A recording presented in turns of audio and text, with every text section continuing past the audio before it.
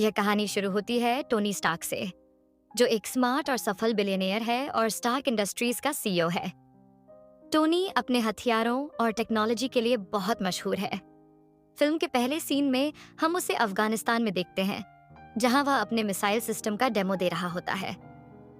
Demo खत्म करने के बाद वह अपनी टीम के साथ वापस जा रहा होता है, तभी आतंकवादी समूह 10 रिंग्स का हमला हो जाता है। एक धमाके की वजह से टोनी की गाड़ी गिर जाती है और वह किडनैप कर लिया जाता है। इस हादसे में उसके सीने में मेटल के छोटे टुकड़े घुस जाते हैं जो उसके दिल के पास होते हैं, जिससे उसकी जान को खतरा होता है।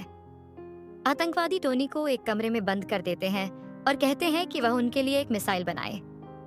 टोनी समझ जाता है कि अगर उसने मिसाइल बनाई तो वह खुद मर जाएगा, इसीलिए वह अपनी जान बचाने के लिए कुछ और सोचता है। टोनी को एक कैदी यिनसेन मिलता है, जो उसका डॉक्टर है और उसकी मदद करता है। यिनसेन सेकेनिकॉसाई इलेक्ट्रिक इलेक्ट्रोमैग्नेट बनाता है, जो शरपनेल को दिल से दूर रखता है। दोनों मिलकर एक प्लान बनाते हैं और समझते हैं कि अगर वे मिसाइल बना देते हैं तो उन्हें मार दिया जाएगा। इसलिए टोनी अपनी क्रिएटिविटी का इस्तेमाल करके एक हाई-टेक आयरन सूट बनाता है, जो उसे उड़ने और लड़ने की ताकत देता है। इस सूट का इस्तेमाल करके वह आतंकवादियों को हराता है और बच निकलता है। इसके बाद टोनी लॉस एंजलिस वापस आता है और सबसे पहले अपनी कंपनी स्टार्क इंडस्ट्रीज को छुपाता है, ताकि वह खुद पर ध्यान दे सके। टोनी यह निर्णय लेता है कि वह अब हथियार नहीं बनाएगा, क्योंकि उसे लगता है कि उसके हथियार केवल युद्ध में लोगों को मारने का काम आते हैं।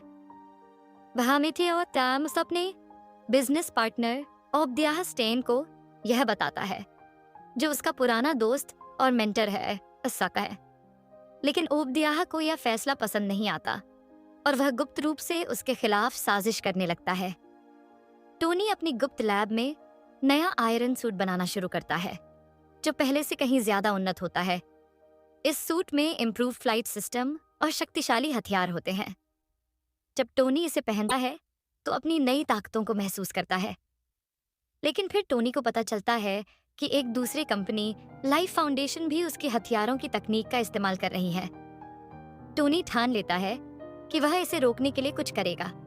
अब वह अपनी आयरन मैन पहचान को छुपाकर मिशन पर जाने लगता है। पहली बार आयरन मैन आतंकवादियों के एक ग्रुप से लड़ता है, जो अफगानिस्तान में अवैध कामों में शामिल होते हैं। वह उन्हें आसानी से हराकर अपने आयरन सूट का टेस्ट कर देता है। जब टोनी का मिशन सफल हो जाता है तो वह अपनी सहायक पेपर पॉट्स को इसके बारे में बताता है। पेपर, जो टोनी की बहुत वफादार सहायक है, धीरे धीरे उसके जीवन का अहम हिस्सा बन जाती है। उसे पता चलता है कि टोनी अपनी ताकत सिर्फ उन्हीं लोगों के खिलाफ इस्तेमाल कर रहा है, जो निर्दोष लोगों को मार रहे हैं। इस दौरान टोनी अपने निजी और प्रोफेशनल लाइफ को बैलेंस करने की कोशिश करता है। उसे यह भी समझ आता है कि ओबदियाह, जो पहले उसका दोस्त था, अब उसकी कंपनी और तकनीक पर कब्जा करना चाहता है। वह टोनी को मारने की कोशिश करता है ताकि आयरन मैन की टेक्नोलॉजी पर उसका कंट्रोल हो। अब टोनी को समझ आता है कि उसे अपनी तकनीक को गलत हाथों में जाने से बचाना होगा। फिर टोनी और पेपर मिलकर ओबदियाह की असली योजनाओं का खुलासा करते हैं और ओबदियाह आयरन मोंगर नामक प्रोटोटाइप सूट बना लेता है, जो टोनी के सूट से ज्यादा ताकतवर होता है। फाइनल बैटल में टोनी और ओबदियाह के बीच जोरदार लड़ाई होती है। ओबदियाह आयरन मोंगर सूट में होता है, जबकि टोनी आयरन मैन सूट में। लड़ाई के दौरान टोनी अपने सूट की ताकत और कमजोरी समझता है और अपनी चतुराई से ओबदियाह को हराने में सफल हो जाता है।